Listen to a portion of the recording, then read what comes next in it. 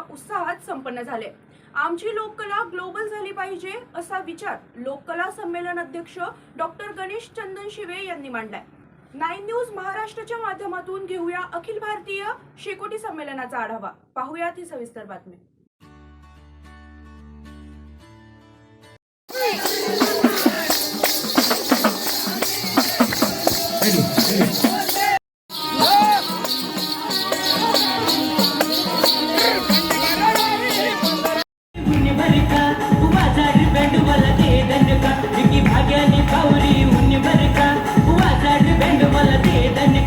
आताच आपण पाहिलंय कशा बहारदार पद्धतीने गिरणा गौरव प्रतिष्ठान आयोजित अखिल भारतीय शेकोटी लोककला साहित्य संमेलन 2023 चा शुभारंभ करण्यात आलाय। 14 व 15 जानेवारी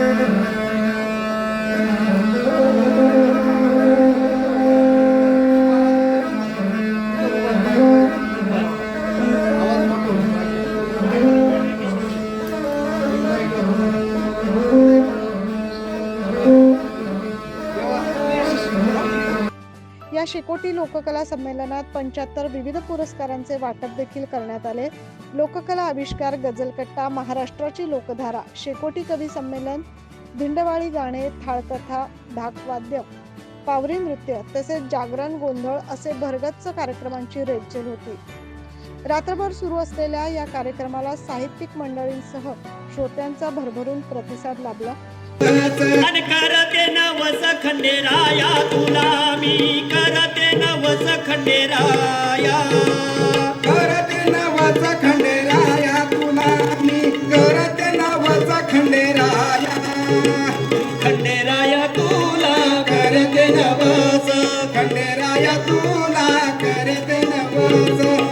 माझी मैना गावावर राहिली हो माझ्या जीवाची होती काही, माझी मैना गावावर राहिली याच्या जीवाची होते या काही, याची मैना गावावर राहिली याच्या जीवाची होते या काही। माझी मैना माझी मैना माझी मैना माझी मैना, याची मैना याची मैना याची मैना याची मैना, माझी मैना माझी मैना माझी मैना माझी मैना। पद्धतीचं शेकोटी साहित्य संमेलन लोककला त्यातल्या त्यात झालेलं नाहीये आणि म्हणून अशा ह्या जागतिक शेकोटी संमेलनाचं उद्घाटन झालं असं मी प्रथमतः जाहीर करतो। आज आमची गरज आहे, लोककलेची गरज आहे, लोकभाषेची गरज आहे, लोकसाहित्याची गरज आहे, ओवीची गरज आहे, जात्यावरच्या ओवीची गरज आहे, जनाबाईच्या अभंगाची गरज आहे, जनाबाईच्या भारुडाची गरज आहे, एकनाथांच्या भारुडांची गरज आहे। ही गरज माणसं जोडण्यासाठी आहे आणि ते काम फक्त लोककलावंतच करू शकतो। तर performing folk arts academic tool to implement life long learning strategies, tribal community आणि दलित कम्युनिटी। जिथपर्यंत तुमचा हा मीडिया, तुमचं हे नेट, इंटरनेट काही जात नाही, तिथे आमचा लोककलावंत जातो आणि तो प्रबोधन करतो। या प्रसंगी उपस्थित मान्यवरांनी या अनोख्या साहित्य संमेलनाचे भरभरून कौतुक केले आणि अशा पद्धतीचे संमेलन अनेक शतकं चालत राहो यासाठी शुभेच्छा व्यक्त केल्या।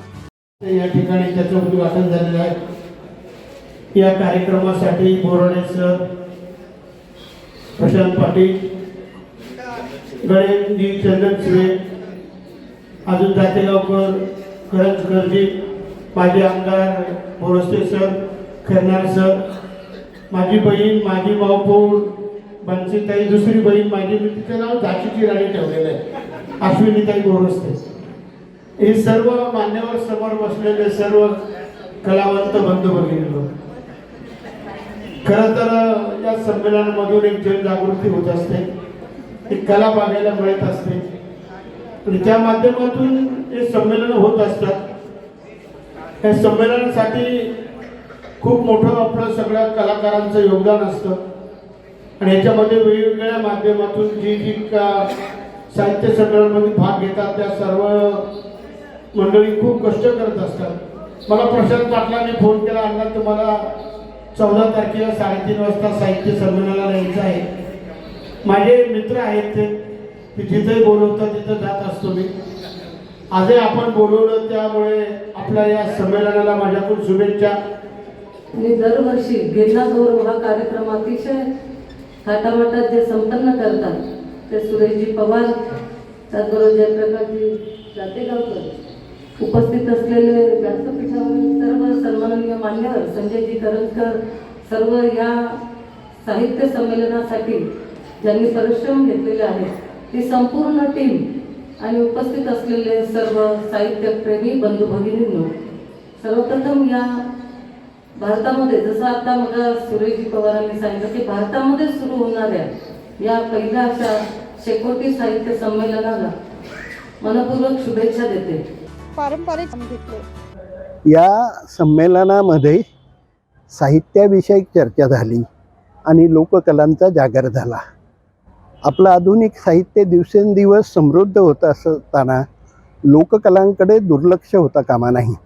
आपल्या अनेक लोककला पुढच्या काळात टिकतील की नाही अशी शंका, धास्ती निर्माण झालेली आहे. अशा वेळी लोककलांविषयी लोकांना सजग करण्याचं काम या 24 तास चाललेल्या साहित्य संमेलनातून झालं असं मला दिसून येतं. दुसरं असं आहे की हे नाशिक शहरात होणारं साहित्य संमेलन जरी असलं तरी याला महाराष्ट्रातून फार मोठा प्रतिसाद मिळालेला आहे. म्हणजे इथे बीडवरून आलेला कवी आपल्याला दिसेल, बुलढाण्यावरून आलेला लेखक आपल्याला दिसेल आणि या संमेलनामध्ये स्त्रियांचा जो सहभाग आहे, महिला वर्गाचा सहभाग आहे तो फार मोठ्या प्रमाणावर आहे.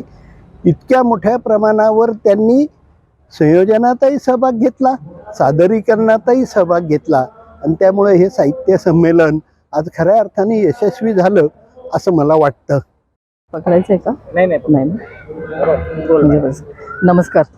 गिरणा गौरव प्रतिष्ठान 25 वर्षाचं परंपरा लाभलेलं हे प्रतिष्ठान नाशिककरांसाठीच नाही तर अखिल भारतीय जगताला एक संदेश देऊन काम करत असणारं सेवाभावी वृत्तीचं एक संस्थान. आणि या गिरणा गौरव प्रतिष्ठानच्या माध्यमातून आज नाशिकमध्ये अखिल भारतीय शेकोटी संमेलनाचं जे आयोजित केलं गेलं त्याचे सर्वेसर्वा आमचे बंधू आदरणीय सुरेशजी पवार सर यांच्या नेतृत्वाखाली 2 दिवस अतिशय रंगतदार कार्यक्रम या ठिकाणी आयोजित करण्यात आले होते.